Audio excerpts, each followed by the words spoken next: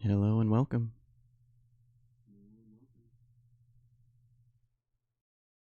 I'm hoping that today we'll have fewer dropped sessions. I'm put together in such a way that we shouldn't have to rely on Wi-Fi. So let's see how this sun goes. Let's see here. To begin, we're just going to redo the last session because the last one did not go so well. So we'll just pretend like all that stuff just didn't happen. Just a happy little accident, as Bob Ross would call it.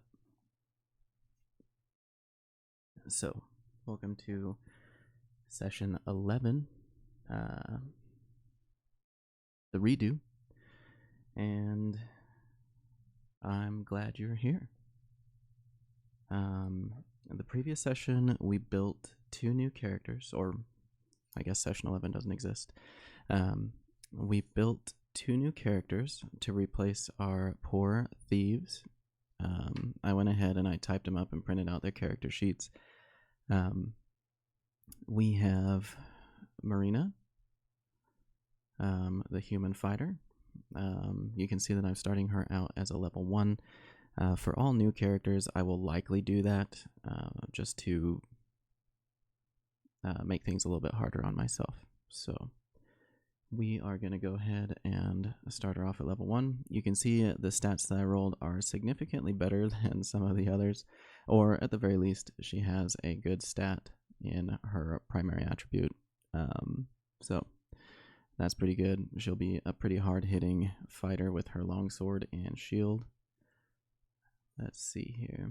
And then we also built Astrid, a halfling priest. She also has significantly better stats than the rest, so it gives us some options here, which is fantastic. We like options. I'm not so much a power gamer, but I do enjoy some solid bonuses on my primary attributes. All right, we got our trusty pen and pencil. We're going to go ahead and write in her hit points there. And of course, we still have Sidaros, the level 3 wizard, and Dendor, our level 2 priest, who is very close to level 3. So that should be fun eventually, hopefully after this session. Let's see. We'll set aside Solodark for a minute. Just as a bit of a recap from episode 10, our heroes finished their exploration and went and collected their reward from Brick, the very rich sorcerer. Here's our new map here.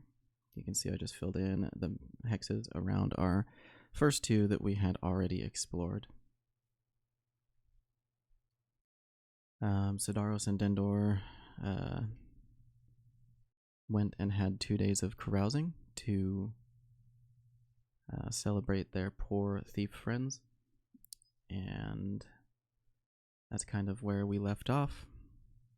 I went ahead and rolled a rumor from the Shadowdark core rulebook and got a Gorgon stalks the ruins of the Underhill Halls. This is not a dungeon that we're aware of, so we'll have to place it and all that good stuff. We're just going to keep this in mind, and we'll put it in kind of an open thread. Underhill Halls, Gorgon. Where is it? Who knows? Hopefully we'll find out. Our heroes, with their 2 new allies, were summoned by Brick, and they were offered between 40 and 90 gold for more mapping. And Brick wants us to go ahead and expand the map an additional 6-mile hex all the way around. So that's going to be quite the adventure.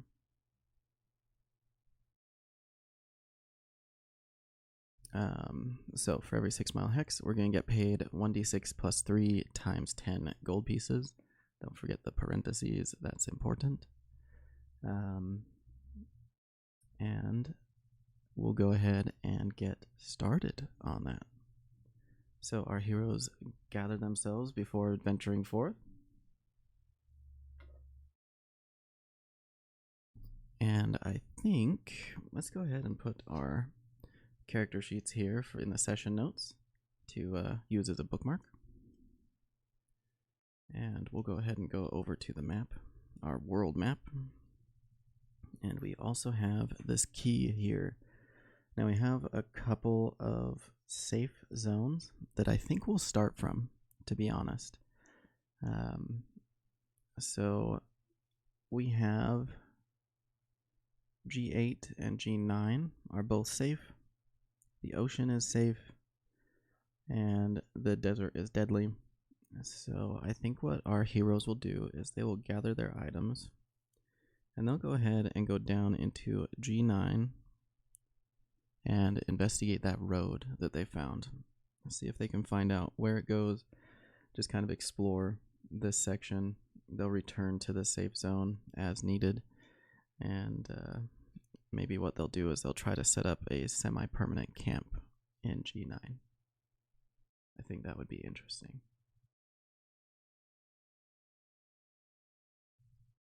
Alright, so to get started, we'll break out our trusty core rulebook. One of my goals is getting to know the rulebook a little bit more. Overland Hex Maps 132. Now, even if I don't have exact page numbers memorized, getting to know the table of contents and being able to navigate quickly is a great skill to have on any rulebook. I strongly recommend that whatever rule set you decide to choose, eventually as you play you will get very good at it. But if that is one of your goals, to get very good at it, it'll be phenomenal. Alright, let's pull this down where you guys can kind of see it. And push this up just a smidge. Alright, now for our new hex, we're going to roll 2d6. And we're going to come, well actually, sorry I'm jumping the gun here. The H8 here is still deadly. So we have to make 2 rolls. One for every hour. Oh, let's go ahead and pull up deadly here. 1 for every hour that we're in this hex. Now it takes, I guess it would technically be 3 because it takes 4 hours to travel from the center of one hex to the center of the next hex. I haven't done a lot with difficult terrain yet. I think that eventually, once I get kind of used to this stuff, I will do more with difficult terrain. But for now, we're just going to stick with the one number. 4 hours from the center of one hex to the other. So we need 2 encounter rolls to go from Rularn into the safe forest. So the bright red one will be the first hour, and then this kind of gold numbered one will be the second hour.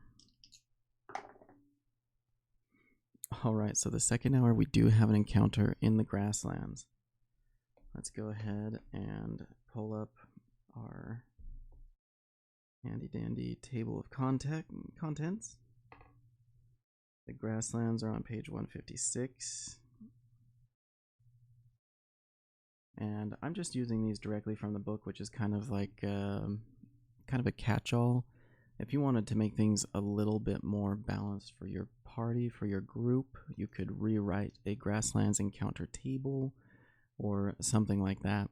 But for me, let's see if any more characters die. So we'll get our D percentile. We got an 89. A shadow ripples over the grass like a dark stain. Interesting. Alright, so the shadow ripples across the grass.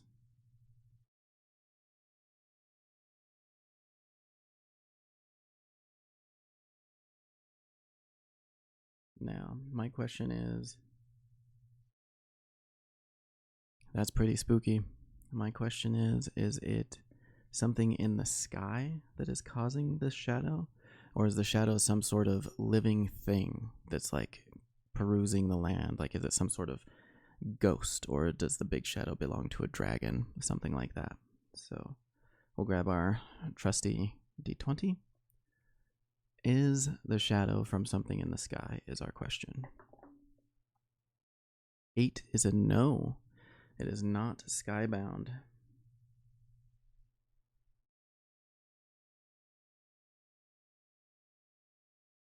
All right, so our heroes see this shadow ripple across the ground.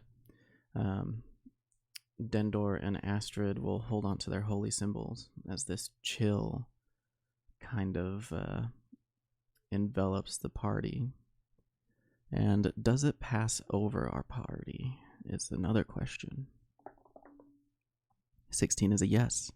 It does pass over our party. So our party is hanging out. They feel this chill as the shadow slithers across the grass. And Dendor and Astrid pull out their holy symbols and mutter prayers to their gods. Dendor whispers a prayer to Madeira. Astrid, we haven't chosen a deity yet, 4, but maybe that will be a session 12 thing. So the shadow, is it deterred by these prayers? Let's find out. No, but, so it's not deterred, but it does make the players feel better. So our heroes, even Sidaros, who is a chaotic kind of creature, he knows that these undead can be quite deadly. So even he draws nearer to our priests and feels a little bit more comfortable in the bounds of those holy symbols. Now what I'm going to do is I'm going to see if there's any creatures that we can kind of steal from in the core rulebook to see if there's something we can use, basically. And actually, before we do that, I'm going to go ahead and roll to see what activity this is doing, because we're assuming now that it's an undead creature of some sort, a shadow. We're going to roll 2d6 and see what it's doing. A 4 is hunting. Ooh, that doesn't bode well for our party. So this dark, shadowy thing is hunting. Let's go ahead and look at shadow. A shadow is a level 3.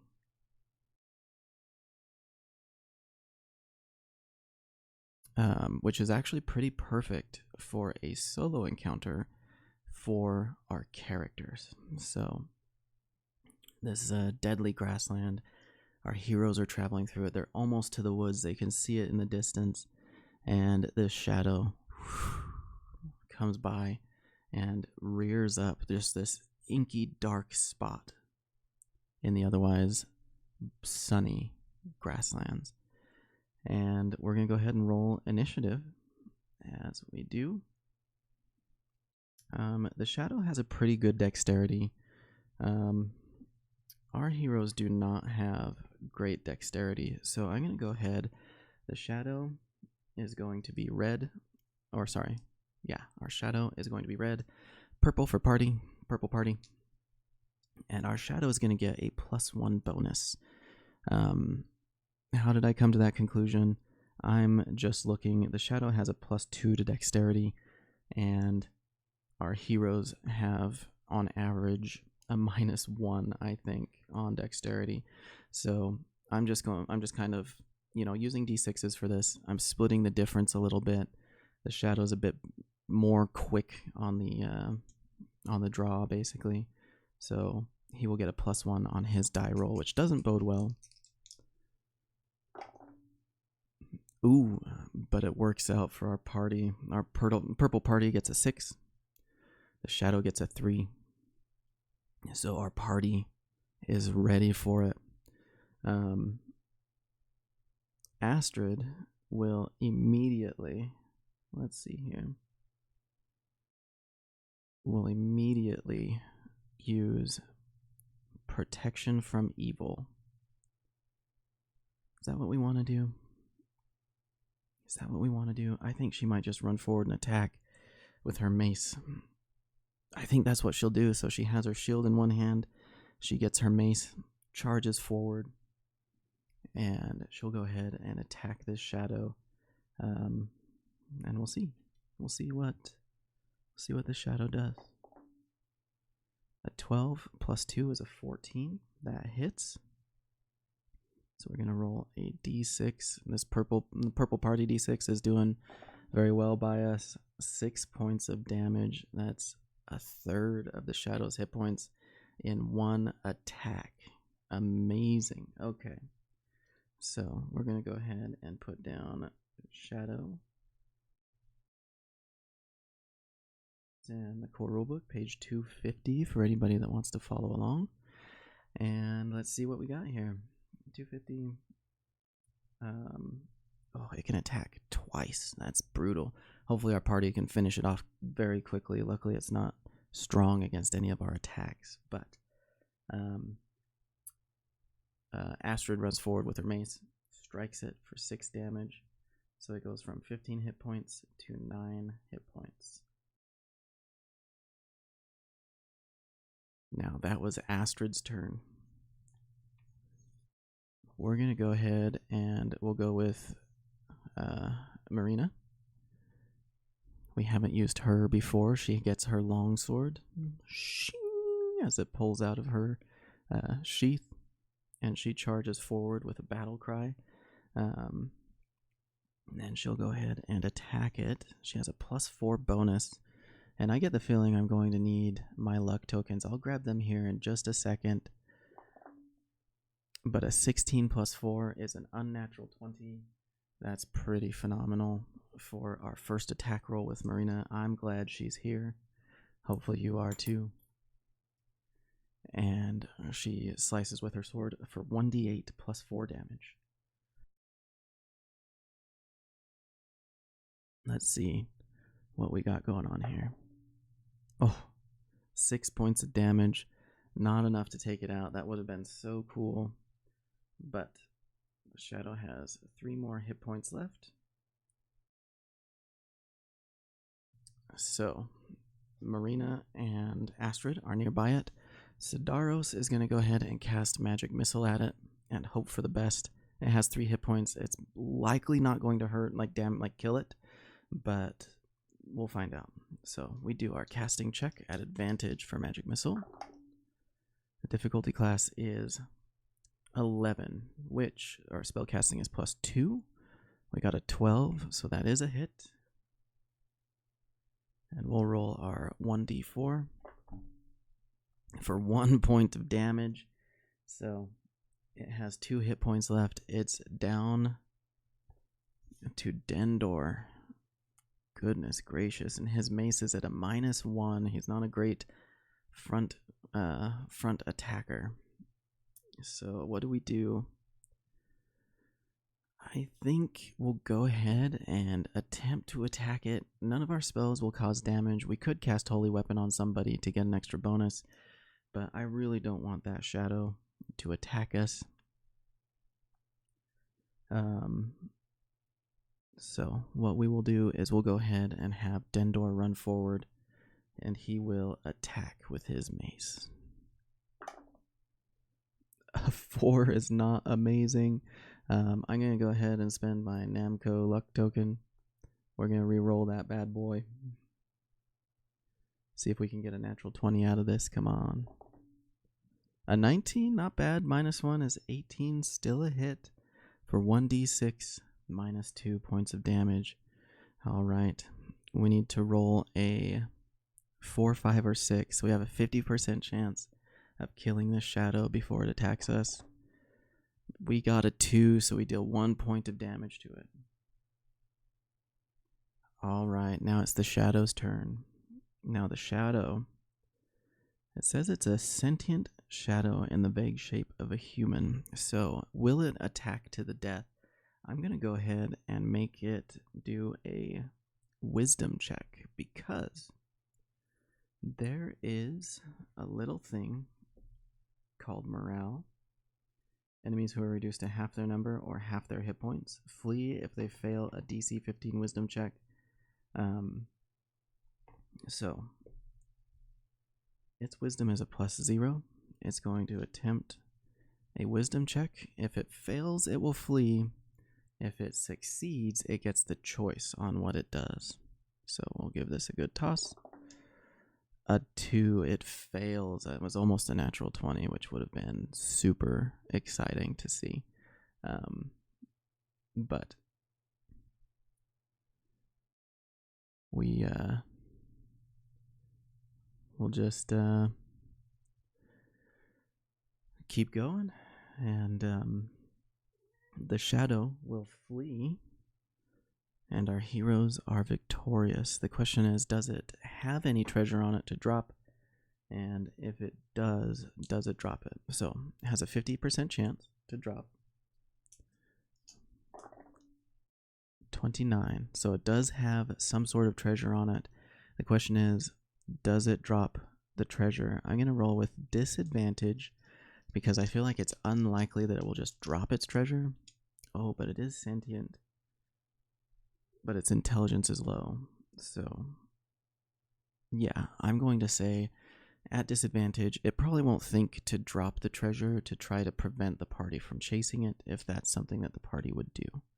So we'll give these a good toss.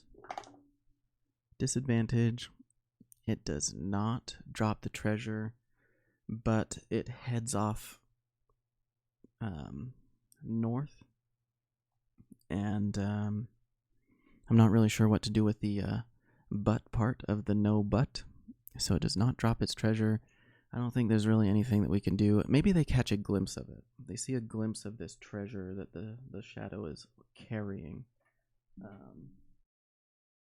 So they see this treasure. So they know that it's carrying something. And let's go ahead and look. Let's go ahead and do a treasure roll just for fun. We get to see what this treasure is.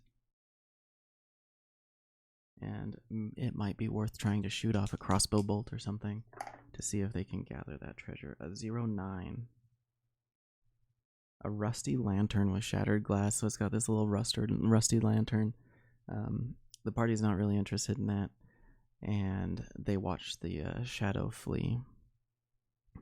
And without further ado, our heroes enter into the safe zone. And they are now located quite happily in this safe forest zone.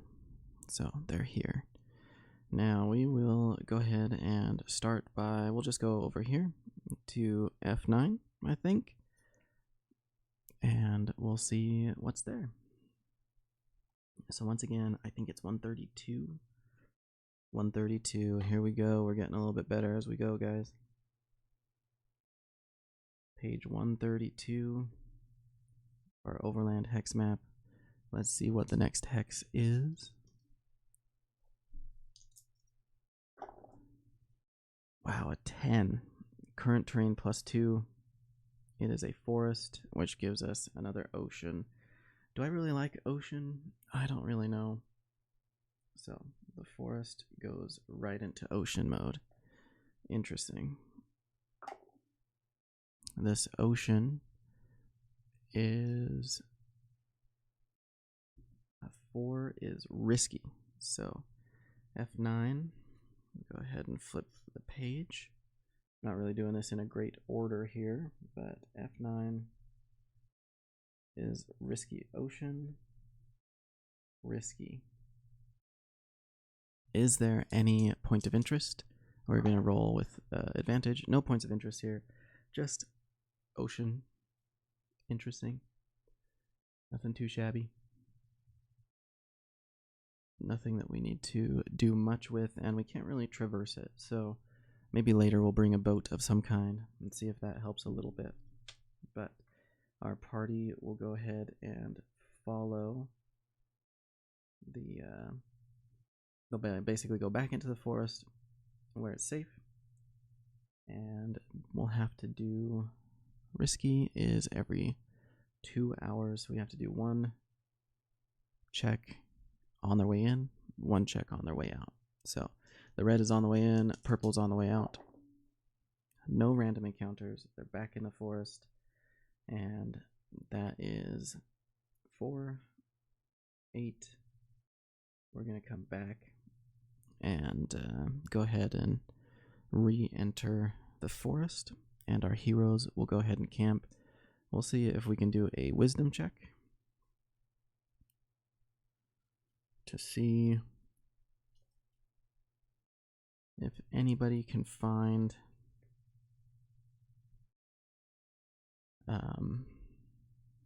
firewood. In the forest, you wouldn't think that's too difficult, but you never know. Maybe all the trees are green. No deadfall. We don't know. Oh, that's a crooked die. Let's move our Namco token. 15 beats a hard difficulty. We will say that they do indeed find firewood. They set up a camp, sleep under the stars in the woods, and this wood feels particularly safe. And into the next day. So, the next day, they will go ahead and move into F8 here. And let's see what we got. It's a 3, current terrain plus 1 step. A river or coast.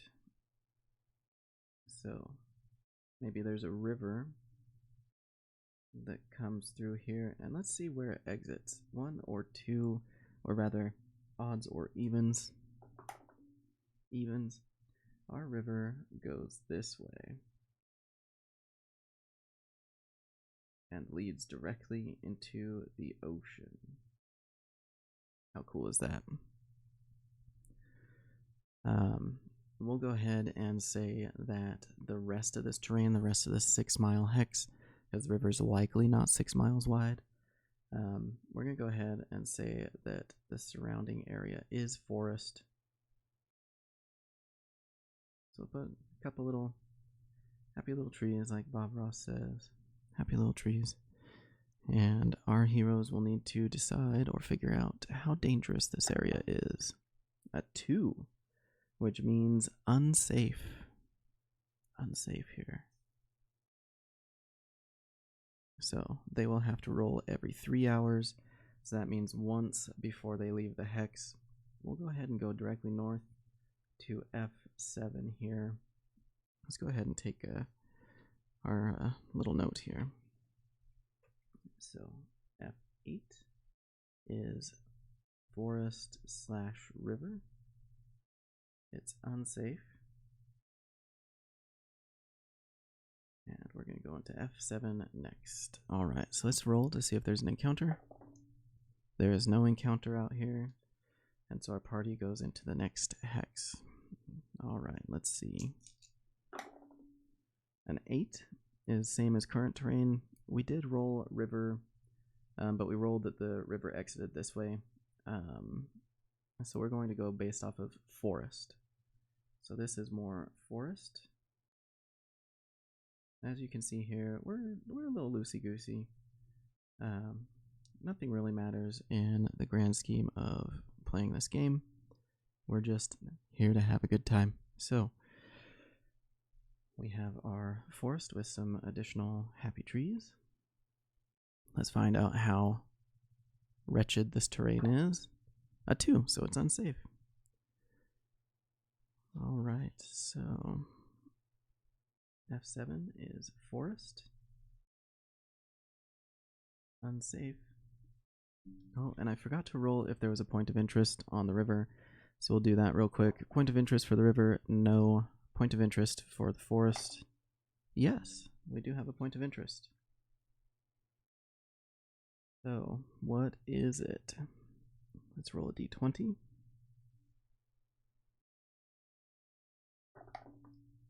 We got a 1. We got a small tower. So what does a small drawing of a tower look like? Let's go ahead and... Oh, hey, Mr. Big, what's up? How you doing? Thanks for being here. Appreciate you. We're just exploring some additional hexes for our wealthy benefactor back in Rularn. So let's see what this point of interest was. A small tower. Thanks for that. I do not like listening to my voice. I'm glad that you appreciate it. All right, let's see about drawing this this tower. So we got a little tower here. We're gonna keep it nice and simple. Just some little crenellations at the top. And I recently saw that people also roll a d20 on the point of interest part of the Overland hex map. So let's go ahead and see. We can play with it. We can see what it looks like. If we don't like it, not a big deal. Under siege by a warband. All right.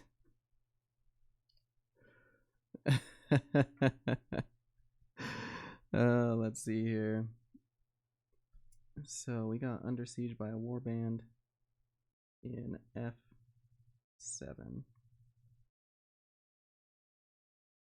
Small tower. Under siege.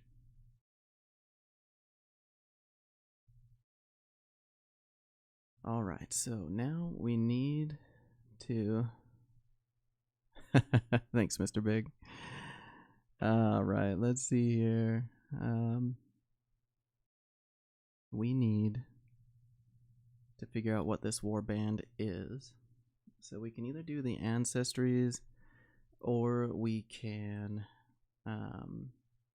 see if it's a monster.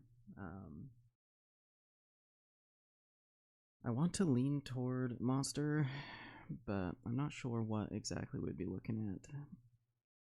So let's go ahead and pop over. We know it's forest. We'll go ahead and pop over to our forest terrain table, and we'll see what it recommends. We got centaurs, elves. Let's see, apes in a forest. I don't know if it's this kind of forest.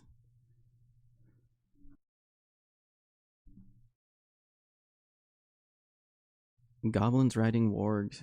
Maybe it's goblins. We'll call it goblins. Goblins are classic. So, a goblin warband. And in this case, we're not going to attempt to roll any spot checks or anything. We're just going to assume that the goblins are attacking this tower now, and that makes it kind of obvious that they are there. It's not a stealthy operation. Let's go ahead and we'll roll and see how many there are. 4 goblins, and I just went with a d6 because that's what was on the random table. So we'll just call that good. So we got 4 goblins. And before I look at the monster table,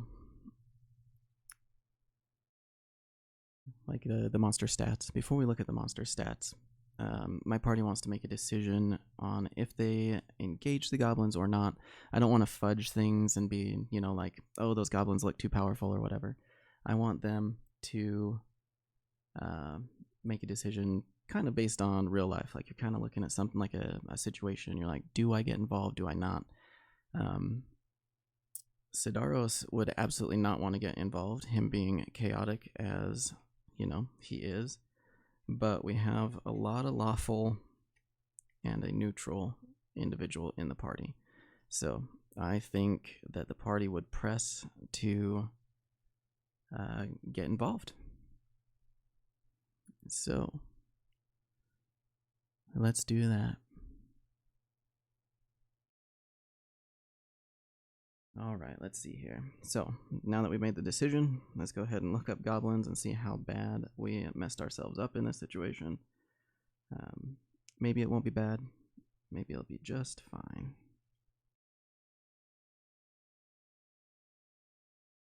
Alright, goblins have several entries, so we're just going to go ahead and roll. We're just going to go ahead and assume that there's one goblin. They are level 1s, which is great. Looks like the goblin boss and shaman are both level 4, which means they would be individually a solo monster for our group. So we're just going to assume that they're just standard run-of-the-mill goblins that were maybe sent by the goblin boss, and we can see here that they are not surprised. So our party charges forward, and we end up rolling initiative. We got the purple party dice, the red for the goblins. Party goes first. Dexterity is fairly comparable. Well, not really. They'll get a +1, but their 3 is still lower than our 5, so our party will go first. We don't have any thieves, so that doesn't matter. Let's go ahead and write down our hit points here. So we fight 4 goblins. One has 5 hit points. Oh, I guess they all have 5 hit points. We're not going to randomize these just yet. Later on down the road, we might randomize things a little bit more. I like varied hit points for monsters, but for now we'll just take just what they have listed in their stat block on page 221 of Shadowdark, if anybody is, or if you guys would like to follow along.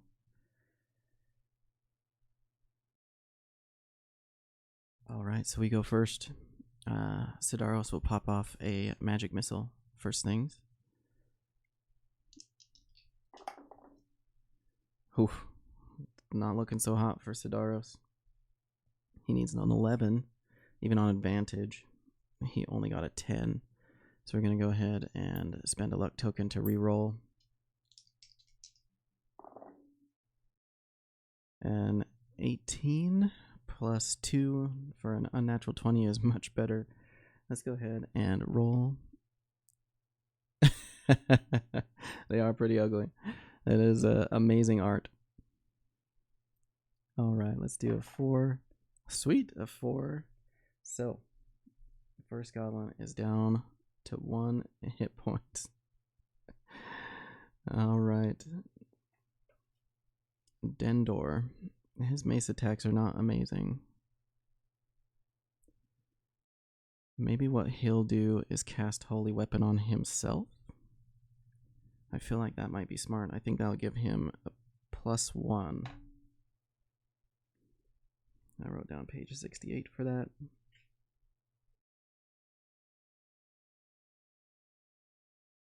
Go ahead and pop over.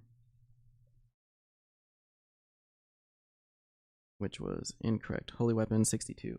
I just can't see. That's my problem. That's my problem. Alright, Holy Weapon, +1 to attack and damage for the duration, which is 5 rounds. So for the next 5 rounds, we'll do little checkboxes. That seems smart. Holy Weapon, and that's +1 attack and damage for Dendor. He knows that this fight will last a little bit. Astrid, on the other hand. Yeah. Go. Yep, I left the glasses in the other room. Alright, let's see here. Astrid, mace +2. Let's go ahead. So Astrid, in her little halflingness, will run forward. She'll go ahead and attack. She got a 6. +2 is an 8. That's not going to do so hot for our goblins with an armor class of 11. Might as well spend the luck tokens while we have them. You never know. Alright, 19 is significantly better. Fantastic. And that's going to be a 1d6 +2. A pretty good chance of taking out one of these goblins on her own with max damage. Good job, Astrid. Excellent. We're just going to cross off one full goblin. And Mirena, or Mirena, with her long sword. Alright, so Mirena will charge into the fray because she's a fighter. She's good at this. Let's go ahead and use our trusty orange die. A natural 20, which is fantastic. Alright, we get a luck token back for the solo rules. And we will do... I don't know if we've ever looked. I think we just do double damage. So we'll do 2d8 plus 4, which will probably be enough to kill the thing, but we'll find out. Maybe I'll roll, well, even with 1s, which, 4, 5, and 7. So significant enough damage. That guy goes down. It is our goblins' turn. They are half destroyed by our party. So we're going to go ahead and make a wisdom check for them. Let's go ahead and pop back over to goblins. I don't think they have a bonus, but you never know. Wisdom is actually -1, so they had a penalty. Let's go ahead and use the red die. A natural 20. Alright, so they beat the DC 15 to stay in the fight. So the question is, do they stay? They don't flee on their own. They still get the option to choose.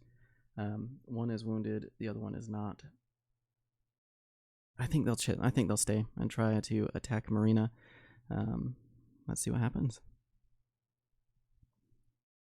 What kind of weapon are we looking at? A club at +0. Okay, so they'll try to use their club. A 17 does hit Mirena, which is a D4. Alright, so they club Mirena for 2. So she's at 5 hit points. And the other one will attempt to club her as well. 14 also hits for 2. So she's down to 3 hit points. Not bad. Not bad at all. Let's see here now. Initiative, because solo rules use chaos mode. Purple's us. Red is the goblins. Ooh, red and goblins get to go first. Yikes. Okay. So the goblins will probably attack Mirena again. That seems like something they would do. A 1 is a horrible miss. That's great for Mirena. Now let's roll for the second goblin. A 7 is also a miss. So both the goblins miss Mirena, and it's our party's turn. We'll just start with Mirena getting her revenge. 14 does hit for 1d8 plus 4 for 5 points of damage. So she does take that out. So only the wounded goblin remains. Astrid is the closest. So she will go ahead and attack with her mace at +2. A 2 plus 2 is a 4. That's not going to do it. So Sidaros will go ahead and try to cast his magic missile again. Let's see how that goes. Oof. Another failure. These guys are not going great here. Alright, so Sidaros will actually lose the ability to cast that spell. It's not bad enough that he suffers a mishap, but he can't cast Magic Missile anymore. So that leaves us with Dendor, our dwarf. Our dwarf will run forward with his 12 hit points. He really should be up front more often. Hopefully we find something to boost up his melee attacks. But he has +1 on his mace now for a grand total of +0, so he'll attack the last goblin. With a natural 20, fantastic. We get our luck token back. And let's see how much damage. It doesn't really matter, but I just want to roll and see, because this goblin only has 1 hit point left. Let's go ahead and see. 4 points of damage, beats the 1 hit point. Alright. So all of the goblins are down. Now this was a random encounter. Let's go ahead and see if there was any treasure involved with the goblins. Nope. I rolled a d20 and the d percentile. So we got a 9 and an 8. So 89 total. No treasure for our group here. So I guess there's no treasure on the goblins, just their clubs and short bows. And our party catches their breath. Dendor will go ahead. He's not sure what's in the tower right now. It could be friend or foe, so he's actually going to go ahead and cast Cure Wounds on Mirena. Cure Wounds is on page 58.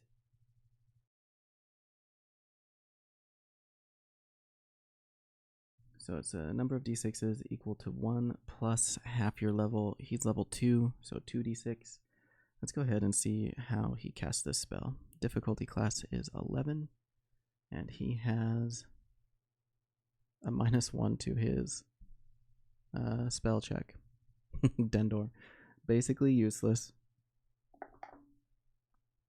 -1 is 10, so he actually can't cast Cure Wounds. Maybe we'll go ahead and spend our luck token. It's kind of iffy because we need to get better than, we need to get 12 or better, so the odds are not in our favor. I should have had Astrid roll it. Oh well, 16 is good enough to heal 2d6 points of damage. We'll go ahead and move these off to the side. 2d6. 10 points healed, perfect. Mirena is back up to full health.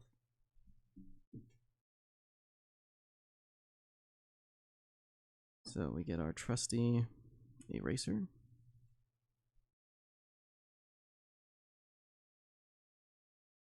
She's back up to full.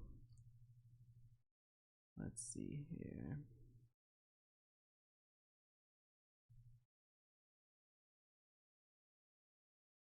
Let's go ahead and just need to open this up.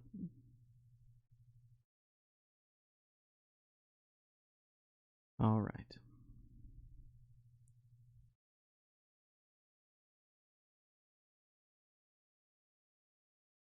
Let's see here. So she's full health. The question is the person inside friendly? We did just defeat the goblins outside of their home. So I'm going to roll with advantage on the yes/no oracle. I think that they would likely be friendly.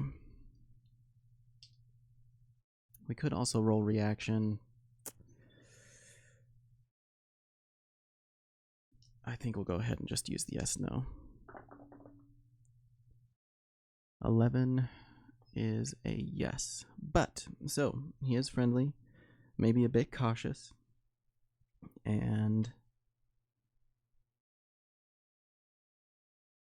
they're not totally sold on opening the door for us, I think.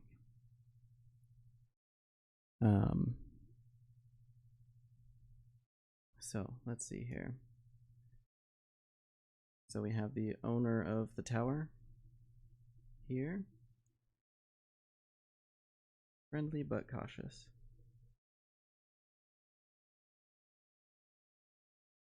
As we just killed all the goblins around his tower. Who has our best charisma? I don't think it's Sidaros anymore. Nope, it is Sidaros still. Sidaros has a +2, so our friendly neighborhood wizard will go ahead and approach the door and introduce himself and the party, and he'll hail the tower. So who responds from the inside? We're going to assume, or should we assume? We're going to go ahead and assume that it's somebody at least passing as one of the standard ancestries in Shadowdark. So we'll go ahead and roll a 7, which makes it a dwarf. All right, a dwarf responds from the other side, and asks if it's safe outside the tower. Our party does agree that it is indeed safe outside the tower, so they will go ahead, Sidaros will go ahead and give it the all clear, and the dwarf will step out. Now let's see what age it's presenting itself as. 5 is middle-aged dwarf.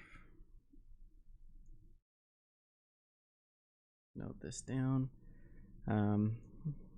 Let's see what his alignment is. Chaotic. Okay, so he's friendly, but he might be a little evil. Not a big deal. Let's see here. And let's go ahead and grab a name for him. Now, names are going to be in the character section. Just trying to get to know this rulebook some more. I should have looked it up, but instead I'm flipping. It might actually even be in NPCs.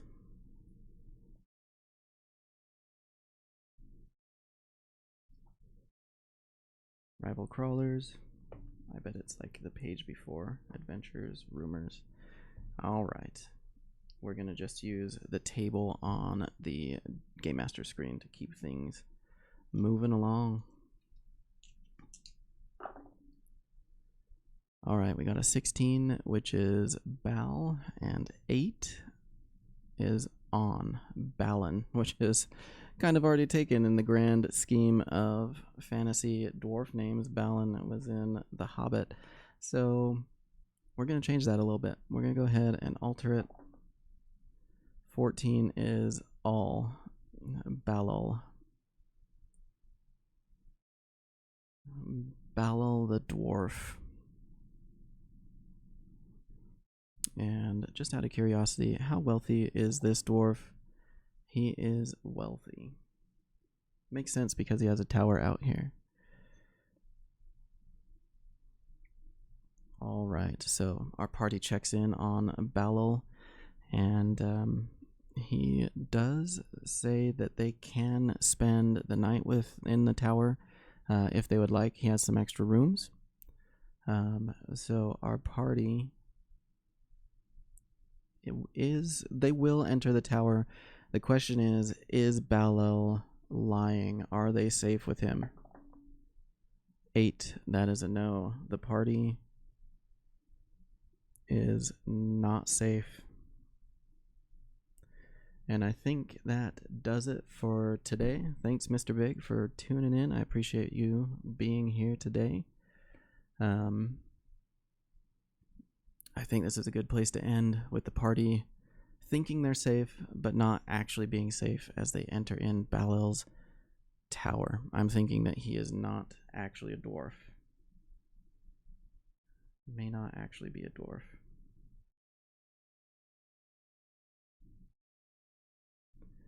Let's see here.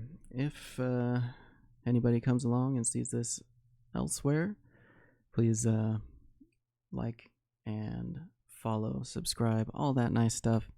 You can find me on the different social medias that I just posted in the chat. You know, the algorithm, they love all that stuff, including comments, so comments are always welcome. Again, glad to have you here. Thanks for tuning in, and we will see you next time.